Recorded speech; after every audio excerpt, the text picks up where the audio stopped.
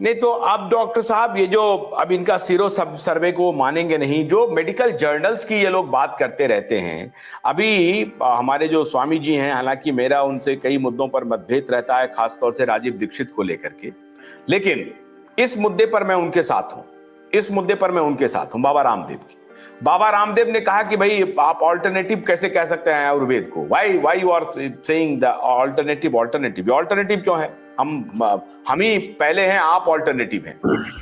ये जो मामला है डॉक्टर साहब, जिसके तरफ भारत की तरफ अब पूरी दुनिया देख रही है, क्या इसके तरफ भी वो जो पत्रकार जो इल्यूजन में हैं, जो जी रहे हैं, जो सो कॉल्ड मॉडर्न मेडिसिन वाले पत्रकार हैं, उस नैरेटिव को आगे बढ़ाने वाले, और इल्यूजन डॉक्टर और ये जो गेट्स हैं, इनको अब लग रहा है कि इससे कहीं बात बिगड़ न जाए और भारत की जो अपनी ज्ञान परंपरा है हेल्थ केयर की, ऐसा मुझे लग रहा है कि इससे बड़ा बूस्ट मिल गया है इस चॉकलेट अभियान और महामारी के बाद। नहीं, इससे बूस्ट मिला है तो मैं ये देख रहा हूं कि लोगों में योग के बारे में, नेचुरोपैथी के बारे में, आयुर्वेद के बारे में, होम्योपैथ के बारे में भारी सजगता आई है और उनको लाभ भी हो रहा है।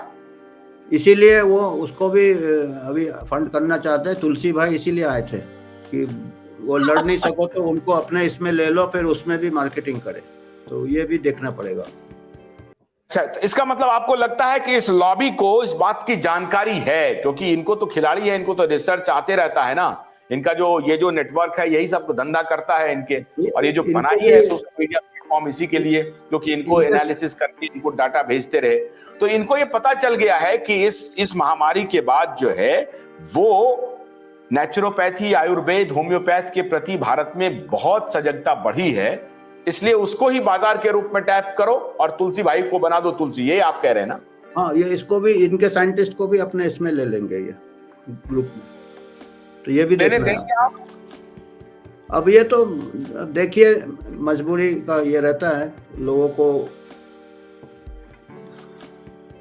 यूएचओ इसको आगे बढ़ाने के लिए काम करेगा डॉक्टर साहब, ये जो तीनों विधा है ये जो देखेगा, जो भी एविडेंस को कोशिश करेगा, एविडेंस को चारों तरफ से मत लेगा, अपना जो भी यूएचओ स्टेटमेंट देगा वो एविडेंस पे बेस रहेगा, एक्सपर्ट ओपिनियन पे नहीं रहेगा, चाहे किसी का भी हो। जैसे मैं अभी बताया कि डेटा बता रहे हैं कि डेटा के बाद पॉपुलेशन लेवल में केसेस भी बढ़ गए, डेथ्स भी बढ़ गए, इस टाइप के हमारा यूएचओ कराएगा। आयुर्वेद से फायदा होता है तो वो भी बताएगा, या और कोई इससे फायदा होता तो वो ही बताएगा, तो कोई निष्पक्ष रहेगा। एम्स में कैंसर के पेशेंट को उन्होंने योगा करवाया, योगा के बाद उनका इम्यूनिटी बिल्ड हो गया और वो कैंसर से लड़ने में कामयाब हो गए। तो इसमें ज्यादा सोच चाहिए, ज्यादा बिग डेटा जैसे चाहिए, और इसको कई सालों से इस पे रिसर्च, जब से अंग्रेज आए हैं इंडिया में तब से इनको दबा दिया गया था, तो इनको अभी काफी दिनों से इन लोग ड्रॉप आउट है मेन रिसर्च से, तो यहाँ पे रिसर्च होगा तभी ये भी ऊपर आएगा। तो ये जो इल्यूजन में रहे हैं पत्रकार और डॉक्टर, भगवान करे कि वो इल्यूजन में ही रहें और इधर डिसइल्यूजनड हो करके लोग जो हैं वो साफ साफ आंख से देखेंगे और नेचुरोपैथ, आयुर्वेद को आगे बढ़ाने में नया रिसर्च सामने आएगा, ऐसा कह रहे हैं डॉक्टर साहब आप? यस। बहुत बहुत शुक्रिया डॉक्टर साहब। मैं अपने दर्शकों से आग्रह ये कर रहा हूं कि ये जो पत्रकार हैं और ये जो डॉक्टर हैं जो बिके हुए हैं, वो इल्यूजन में नहीं है, जैसा कि डॉक्टर जय भट्टाचार्य कह रहे थे।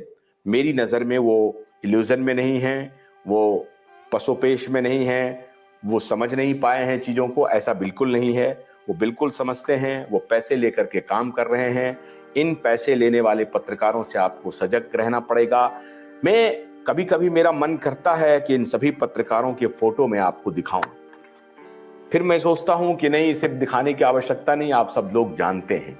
लेकिन अगर आप लोगों की डिमांड होगी, मांग होगी कि ये कौन कौन लोग हैं जो इस नैरेटिव को फैलाने में बहुत महती भूमिका इन्होंने निभाई है, तो मैं उनकी तस्वीर भी आपको दिखाऊंगा, 1 and 1 करके उनकी सारी तस्वीर भी आपको दिखाऊंगा। और डॉक्टरों के भी बारे में अगर आप जानना चाहते हैं, उन डॉक्टरों को भी आपके सामने लेकर के आऊंगा। अब आपसे अगर आपकी ऐसी डिमांड होगी तो हम जरूर करेंगे। आज बस इतना ही। कल रात 9 बजे हमारी आपसे फिर मुलाकात होगी। तब तक के लिए आशुतोष को अनुमति दीजिए। नमस्कार।